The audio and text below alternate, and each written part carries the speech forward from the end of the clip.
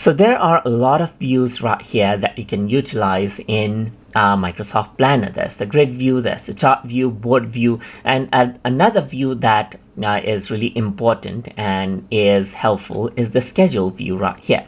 So here in the schedule view, what you actually see is the schedule of your tasks. For example, you can see the animation for script right here, just like this. So if you were to go ahead and click, then that particular card will be opened up and you can track it from here. So you can view it in month view right here, and you can view it in week view just like this as well.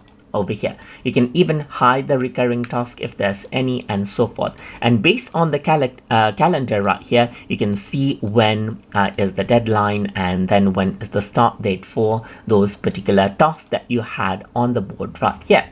So you can go ahead and see the week view for it as well, and you see all of these the recurring events, as you can see, the details right here, and the progress, as you can see right here as well. And as per the progress, you can actually see that the color code of these particular lines changes as well. And this is what you have. And if there's any unscheduled tasks, then you can go ahead and add them in as well. For example, I can say check meeting minutes right here, just like this.